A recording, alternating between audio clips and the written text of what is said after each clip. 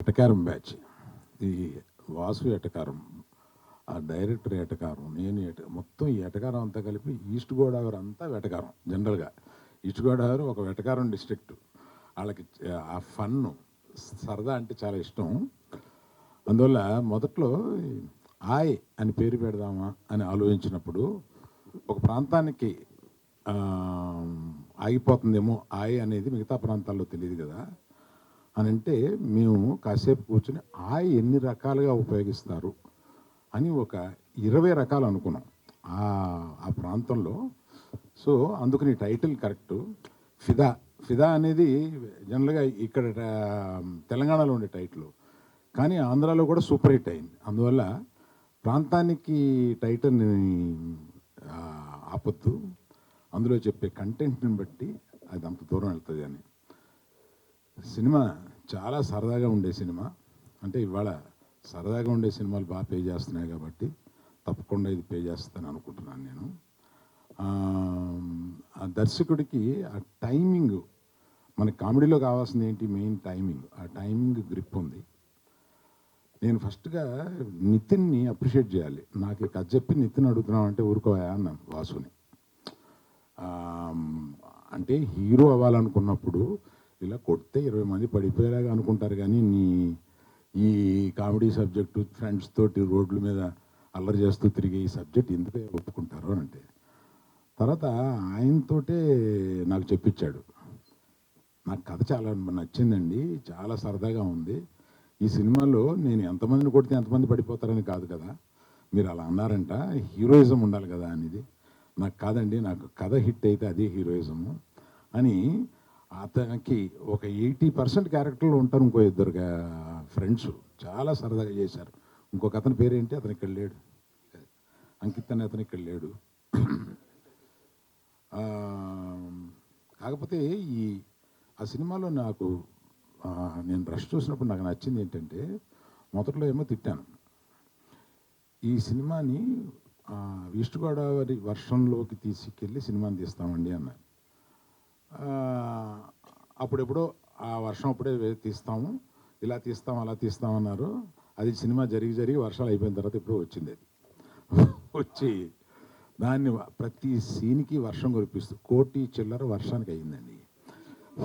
ఇది వాసు లెక్కలో రాసుకోవాలో మరి డైరెక్టర్ లెక్కలో రాసుకోవాలో తెలియదు. వర్షం వచ్చినప్పుడే వీళ్ళు సీన్లు తీశారు, వర్షం రప్పించారు, ఆర్టిఫిషియల్ వర్షం కురిపించారు, ఇలాగా. కాకపోతే ఫైనల్గా సినిమా చూసినప్పుడు ఆ గ్రీన్స్లోకి వర్షంలోకి మనం తీసుకెళ్ళి మనం తడుస్తున్న ఫీలింగ్ తీసుకొచ్చారు. అందువల్ల నేను కూడా గట్టిగా ఏమనలేకపోతున్నాను. రిలీజ్ తర్వాత చెప్తాను. ఒకసారి ఏదో పెద్ద కుటుంబంలో నుంచి ఒక మనిషిని హీరోగా పెట్టుకుంటున్నాం కదా అని ఎన్టీఆర్ గారికి ఫోన్ చేశాను.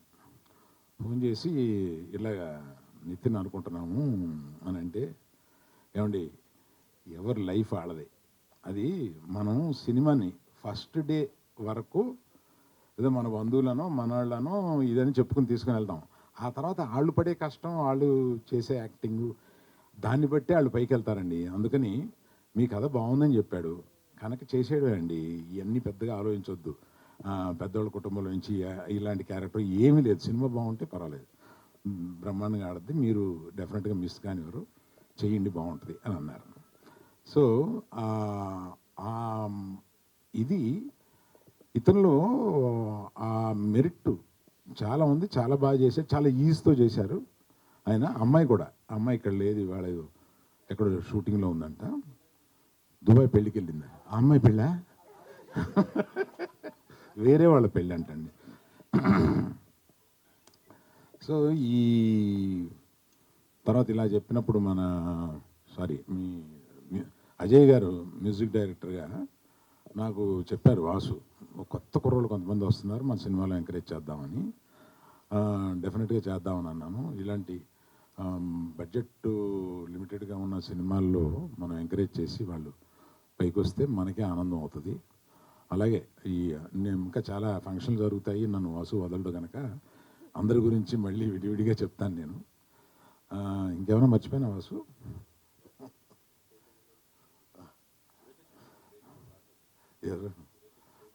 మేబీ కూడా రాశారు కదా మీరు. లిరిసిస్ట్ సురేష్ గారును, తర్వాత మాకు చైతన్య గారు మా బ్యానర్లో, అంటే ఈయన కష్టాలు వస్తే ఆదుకునే టైప్ అనమాట. ఈయన అంటే ఎక్కడో జరగటం లేదు, ఇదేదో ఎడిటింగ్ దీన్ని ఇంకా బెటర్గా చేయాలి, లేకపోతే ఈ సినిమాని కొంచెం బెటర్గా చూపించాలి అనుకున్నప్పుడు ఆయనకున్న అనుభవం తీసుకొచ్చి చూపిస్తే ఆయన దాన్ని అక్కడ కూర్చుని నెలల తరబడి దాన్ని రిపేర్ చేస్తూ మనకు వచ్చే ప్రోడక్ట్ని మనం అలా చూస్తాం, కానీ వెనకాల చాలా కష్టాలు ఉంటాయండి. ఆ కష్టాలని ఎక్కువ పంచుకునే వాళ్ళల్లో మా గీతార్ట్స్లో చైతన్య ఒకడు. Thank you Chaitanya, thank you.